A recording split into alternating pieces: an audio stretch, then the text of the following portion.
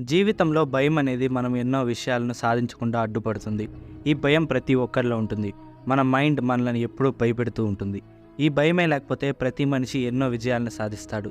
తెలియకుండానే ఎన్నో అసాధ్యాలను సాధ్యం చేసే సామర్థ్యం ప్రతి మనిషికి ఉంటుంది. అలాంటి సంఘటనే ఒకటి 1983లో జరిగింది. 1983 మే 1న ఒక పైలట్ తన యుద్ధ విమానంలో ప్రయాణిస్తూ ఉన్నాడు. కానీ కొంతసేపటి తర్వాత ప్రమాదవశాత్తు ఆ యుద్ధ విమానం యొక్క ఒక రెక్క విరిగిపోయింది. సాధారణంగా రెక్క ఒక్కటి విరిగిపోయినా ఫ్లైట్ బ్యాలెన్స్ తప్పుతుంది. దీంతో ఫ్లైట్ మొత్తం కంట్రోల్ తప్పుతుంది. నిమిషాలలోనే అది క్రాష్ అయిపోతుంది. బట్ ఆ రోజు అలా జరగలేదు. ఈ విమానం అలా కొంతసేపటి తర్వాత ఎయిర్ బేస్లో ల్యాండ్ అయింది. వినడానికి వింతగా ఆశ్చర్యంగా ఉంది కదూ. ఆ విమానం యొక్క రెక్కలే ఫ్లైట్ని బ్యాలెన్స్ చేస్తాయి. అలాగే వాటికి ఉండే ఫ్లాపరాన్స్ వల్లే ఫ్లైట్స్ ఎత్తుకు ఎగురుతాయి లేదా కిందకి దిగుతాయి. అలాంటిది ఒక రెక్క లేకుండానే పైలట్ ఫ్లైట్ని ల్యాండ్ చేశాడు. ఏంటా కథ, పైలట్ ఎలా ల్యాండ్ చేశాడు, ఈ విషయాలన్నీ తెలుసుకోవాలంటే వాచ్ ద స్టోరీ. వీడియో చాలా ఇంట్రెస్టింగ్గా ఉంటుంది. సో మిస్ అవ్వకుండా చివరి వరకు చూడండి. ఇలాంటి మరిన్ని ఆసక్తికర వీడియోని తీసుకురావడానికి ఈ వీడియోని ఖచ్చితంగా లైక్ చేసి మా ఛానల్ని సబ్స్క్రైబ్ చేసుకోండి. ఇక ఆలస్యం చేయకుండా వీడియోలోకి వెళ్ళిపోదాం.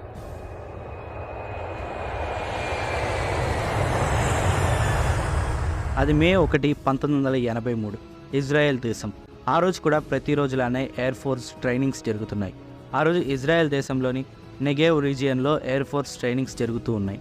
ఆ సమయంలో ఆకాశంలో కొన్ని యుద్ధ విమానాలు వైమానిక దాడులను ప్రాక్టీస్ చేస్తూ ఉన్నాయి. ఈ విమానాల్లో F-15 అనే విమానం కూడా ఉంది. ఇది చాలా ఫేమస్ యుద్ధ విమానం.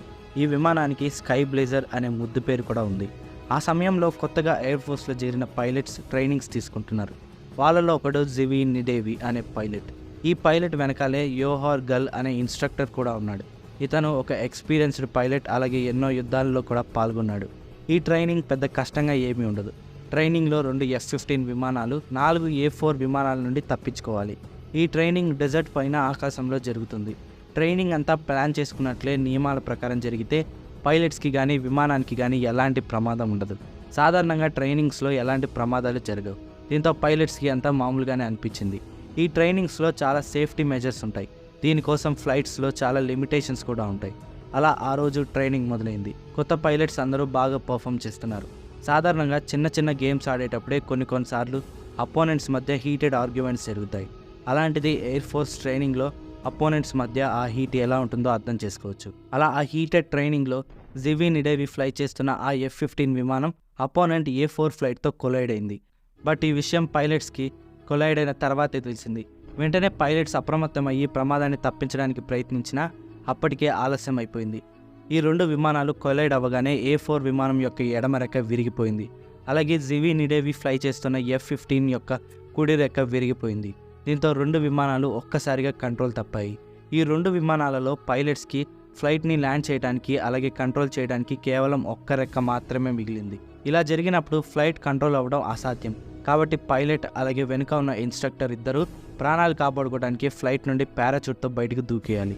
బట్ ఈ F-15 పైలట్స్ అలా చేయలేదు. పైలట్స్ అలా చూస్తూ ఉండగానే పొగ మధ్యలో ఆ A-4 విమానం ఒక అగ్ని కణంలాగా వేగంగా కిందకి పడిపోతూ ఉంది. వెంటనే ఆ ఫ్లైట్లోని పారాచూట్ తోటి బయటికి పైలట్స్ దూకేశారు. కొన్ని క్షణాల తర్వాత ఆ విమానం వెళ్ళి కింద క్రాష్ అయింది. బట్ ఈ F-15 పైలట్స్ మాత్రం విమానంలోండి బయటికి దూకలేదు. వాళ్ళు ఆ ఫ్లైట్లోనే ఉన్నారు. బట్ ఫ్లైట్లో పరిస్థితి దారుణంగా ఉంది. విమానం పూర్తిగా కంట్రోల్ తప్పింది. విమానం 30 degrees యాంగిల్లో వేగంగా కిందకి దిగిపోవడం మొదలైంది. దీంతో పాటు ఫ్లైట్ నుండి ఫ్యూయల్ కూడా లీక్ అయిపోతుంది. ఈ ఫ్యూయల్ లీక్ వల్ల పైలట్కి అలాగే ఇన్స్ట్రక్టర్కి పక్కన ఏమీ కనిపించట్లేదు. జివి నిడేవికి ఆ విమానం డ్యామేజ్ అయిందనే విషయం తెలుసు, కానీ తను విమానాన్ని ల్యాండ్ చేస్తాడనే నమ్మకం అతని మీద అతనికి బాగా ఉంది. ఈ విమానాన్ని ఎలాగైనా ల్యాండ్ చేయాలని నిడేవి అనుకున్నాడు. విమానంకి ఒక రెక్క విరిగి కంట్రోల్ తప్పిపోయినప్పుడు ఇతనికి ఇంత కాన్ఫిడెన్స్ ఎక్కడి నుండి వచ్చింది అనే ప్రశ్న మీకు రావచ్చు. బట్ దానికి సమాధానం చాలా సింపుల్. ఆ విమానం రెక్క విరిగిపోయిన సంగతి అతనికి తెలియదు. ఇందాక చెప్పినట్లు ఫ్యూయల్ లీక్ వల్ల పైలట్స్కి సైడ్ ఏమీ కనిపించలేదు. అందువల్లే ఈ ఫ్లైట్ రెక్క విరిగిపోయిన సంగతి వారికి అస్సలు తెలియలేదు. ఫ్లైట్లో మొత్తం వార్నింగ్ లైట్స్ వెలుగుతూ ఉన్నాయి. బట్ ఆ ఫ్లైట్ యొక్క దారుణ పరిస్థితి లోపల ఉన్న వారికి ఏమీ తెలియదు. నిడేవి మాత్రం ఇంకా ఫ్లైట్ని కాపాడొచ్చు అనే ఆలోచనలోనే ఉన్నాడు. దీంతో ఫ్లైట్లో ఉన్న ఇన్స్ట్రక్టర్ని కూడా తనతోనే ఫ్లైట్లో ఉండమని కోరాడు. బట్ ఇన్స్ట్రక్టర్ అందుకు ఒప్పుకోలేదు. వెంటనే ఫ్లైట్ నుండి దూకేయమని నిడేవికి ఆర్డర్ చేశాడు. బట్ నిడేవి మాత్రం ఫ్లైట్ని ల్యాండ్ చేస్తానని ఇన్స్ట్రక్టర్ యోహార్ గాల్ని రిక్వెస్ట్ చేశాడు. దీంతో చివరికి ఇన్స్ట్రక్టర్ అతని మాటకు ఒప్పుకున్నాడు. కొంతసేపటి తర్వాత నిడేవి ఎలాగోలా ఫ్లైట్ని కంట్రోల్లోకి తెచ్చాడు. బట్ అప్పుడే కాక్పిట్లో ఒక మెసేజ్ వచ్చింది. ఆ మెసేజ్లో right wing fuel tank empty అయింది అని ఉంది. కానీ ఈ మెసేజ్ వచ్చిన తర్వాత కూడా పైలట్స్కి ఈ విషయం అర్థం కాలేదు. రెక్కకి ఏదైనా హోల్ పడి ఉంటుందని ఇద్దరు పైలట్స్ అనుకున్నారు. బట్ రెక్క విరిగిపోయింది అనే అనుమానం కూడా వారికి రాలేదు. అలా కొంత దూరం ప్రయాణించిన తర్వాత ఫ్లైట్ దాదాపు ఎయిర్ బేస్ దగ్గరికి చేరుకుంది. దీంతో పైలట్ ఫ్లైట్ని స్లో చేశాడు. బట్ అలా స్లో చేయడం వల్ల ఫ్లైట్ మళ్ళీ కంట్రోల్ తప్పింది. దీంతో పైలట్ మళ్ళీ ఫ్లైట్ని ఫుల్ స్పీడ్కి తీసుకువెళ్ళాడు. అలా ఫుల్ స్పీడ్లో ఉంటేనే ఫ్లైట్ కంట్రోల్ అవుతుంది. దీంతో నిడివి ఫ్లైట్ని అదే ఫుల్ స్పీడ్తోనే ల్యాండ్ చేయాలని అనుకున్నాడు. ఇది చాలా పెద్ద సాహసోపేత నిర్ణయం. బట్ నిడివి ముందు వేరే మార్గం లేదు. అతని ఫ్లైట్ని సేఫ్గా ల్యాండ్ చేయాలంటే వేగంగానే ప్రయాణించాలి. అలా వేగంగా ప్రయాణించి ఆ ఫ్లైట్ దగ్గరలో ఎయిర్ బేస్కి చేరుకుంది. ఎయిర్ బేస్ దగ్గరలో చేరుకోగానే పైలట్ నిడివి అఫీషియల్స్కి విమానాన్ని ఆపడానికి రన్వేపై సేఫ్టీ నెట్స్ అలాగే రోప్స్ వాడి విమానాన్ని ఆపాలని రిక్వెస్ట్ చేశాడు. అలా వేగంగా ఆ విమానం రన్వే వైపుకు దూసుకు వస్తుంది. ల్యాండింగ్ సమయంలో ఉండాల్సిన స్పీడ్ కంటే ఎక్కువ స్పీడ్తో ఫ్లైట్ రన్వే వైపుకు వస్తుంది. బట్ పైలట్ ఫ్లైట్ని స్లో చేసే రిస్క్ తీసుకోలేడు. దీంతో అలా వేగంగానే ల్యాండ్ చేయబోతున్నాడు. అలా కొన్ని క్షణాల తర్వాత ల్యాండింగ్ సమయంలో ఉండాల్సిన స్పీడ్ కంటే రెండింతలు ఎక్కువ వేగంతో ఫ్లైట్ నేలను తాకింది. అలా రన్వేపై వేగంగా విమానం ప్రయాణిస్తూ ఉంది. సాధారణంగా యుద్ధ విమానాలను ఆపడానికి వీటికి ల్యాండింగ్ గేర్స్ దగ్గర టెయిల్ హుక్ ఉంటుంది. అలాగే రన్వేపై రోప్స్ పెడతారు. ఈ టెయిల్ హుక్స్ ఆ రోప్స్లో చిక్కుకోవడం వల్ల ఫ్లైట్ వేగం తగ్గుతుంది. ఈ పద్ధతులను సాధారణంగా యుద్ధ నౌకలలో ల్యాండింగ్ అప్పుడు వాడతారు.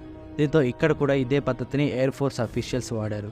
అలా వేగంగా ఈ విమానం రన్వే మీద ప్రయాణిస్తూ ఉండగా ఫ్లైట్ టెయిల్ హుక్ ఆ రోప్స్కి తగిలి ఫ్లైట్ కొంచెం స్లో అయింది. బట్ పూర్తిగా ఆగలేదు. ఫ్లైట్ ప్రయాణిస్తున్న వేగానికి టెయిల్ హుక్ కూడా విరిగిపోయింది, కానీ ఫ్లైట్ ఆగలేదు. అలా మరింత దూరం ప్రయాణించి సేఫ్టీ నెట్కి కేవలం 35 అడుగుల దూరంలో ఫ్లైట్ ఆగింది. చివరికి ఒక్క రెక్క విమానం కథ సుఖాంతంగా ముగిసింది. పైలట్ నిడివి అలాగే ఇన్స్ట్రక్టర్ యెహోర్ ఇద్దరు క్షేమంగా బయటపడ్డారు. ఫ్లైట్ ల్యాండ్ అయ్యాక ఎయిర్ బేస్లో ఉన్న వారంతా ఫ్లైట్ని చూసి ఒక్కసారిగా ఉలిక్కిపడ్డారు. కేవలం ఒక్క రెక్కతోనే ఫ్లైట్ ల్యాండ్ అయింది. బట్ లోపల ఉన్న పైలట్స్కి వాళ్ళు ఎలాంటి ల్యాండింగ్ చేశారో ఏమాత్రం తెలియదు. పైలట్స్ లోపల ఇంకా ఉండగానే ఎయిర్ ఫోర్స్ అఫీషియల్స్ రేడియో ద్వారా వాళ్ళు ఎలాంటి ల్యాండింగ్ చేశారో వారికి చెప్పారు. దీంతో వెంటనే ఇద్దరు పైలట్స్ బయటికి వచ్చి చూసి ఒక్కసారిగా షాక్ అయ్యారు. ఫ్లైట్ పరిస్థితి చూడటానికి చాలా భయంకరంగా ఉంది. కుడివైపు ఉండాల్సిన రెక్క దగ్గర కేవలం కొన్ని తీగలు వేలాడుతూ ఉన్నాయి. ఈ ఇన్సిడెంట్ తర్వాత ఇజ్రాయెల్ ఈ విమానం గురించి దాన్ని తయారు చేసిన మెక్డొనాల్డ్ డౌగ్లాస్ కంపెనీకి ఇన్వెస్టిగేషన్ని అప్పగించింది. ఇజ్రాయెల్ ఆ విమానం ల్యాండింగ్ చేయగలిగేదా అని కంపెనీని క్వశ్చన్ చేసింది. బట్ మెక్డొనాల్డ్ డౌగ్లాస్ కంపెనీ మాత్రం షాకింగ్ ఆన్సర్ ఇచ్చింది. ఫ్లైట్కి బాగా డ్యామేజ్ అయిందని, అలాగే ఆ ల్యాండింగ్ ఫిజికల్లీ ఇంపాసిబుల్ అని చెప్పింది. ఈ ఆన్సర్ అందరినీ షాక్కి గురిచేసింది. ఆ విమానాన్ని తయారు చేసిన కంపెనీనే ల్యాండింగ్ అసాధ్యం అని చెప్పింది. బట్ పైలట్ నెడివి మాత్రం అసాధ్యాన్ని సాధ్యం చేశాడు. ఈ మిస్టరీని సాల్వ్ చేయడానికి కంపెనీ విశ్వ ప్రయత్నాలు చేసింది. చివరికి ఈ మిస్టరీ ల్యాండింగ్ని ఇంజనీర్స్ సాల్వ్ చేశారు. ఫ్లైట్ కంట్రోల్ అవ్వడానికి కారణం ఫ్లైట్ యొక్క షేప్. ఫ్యూసెలాజ్, వింగ్, స్టెబిలైజర్స్ ఫ్లైట్ని కంట్రోల్ చేయడానికి ఉపయోగపడ్డాయి. ఇక స్పీడ్ గురించి చూస్తే ఈ F-15 యుద్ధ విమానాలు వేగంగా ప్రయాణించేటప్పుడు రాకెట్లలా కూడా పనిచేస్తాయి. అందుకే ఫ్లైట్ వేగంగా ప్రయాణించినప్పుడు కంట్రోల్ అయింది, అలాగే స్లో అయినప్పుడు కంట్రోల్ తప్పింది. ఇందులో పైలట్ యొక్క టాలెంట్ని కూడా ఏమాత్రం తీసేయలేం. బట్ ఒకవేళ వింగ్ విరిగిపోయిన సంగతి పైలట్కి ముందే తెలుసుంటే అతను ఖచ్చితంగా ఈ ల్యాండింగ్ చేసేవాడు కాదు. వెంటనే ఫ్లైట్ నుండి బయటకు దూకేసేవాడు. అందుకే మన మైండే మనల్ని జీవితంలో ఎన్నో సాధించకుండా ఆపుతుంది. ఆ తర్వాత ఆ విమానాన్ని పూర్తిగా రిపేర్ చేశారు. దీంతో ఆ తర్వాత మరిన్ని సంవత్సరాలు ఈ విమానం ఇజ్రాయెల్ ఎయిర్ ఫోర్స్లో సేవలు అందించింది. ప్రస్తుతం ఈ విమానం రిటైర్ అయిపోయింది. అయినప్పటికీ ఈ విమానం ఇజ్రాయెల్లోని ఒక మ్యూజియంలో సందర్శనకు ఉంచారు. ఇక నిడివి విషయానికి వస్తే ఇతను ఇజ్రాయెల్ ఎయిర్ ఫోర్స్లో చాలా సంవత్సరాలు సేవలు అందించాడు. ఈ సంఘటనపై ఎన్నో డాక్యుమెంటరీలు కూడా వచ్చాయి. దీని గురించి మీరేమనుకుంటున్నారో కామెంట్ చేయండి.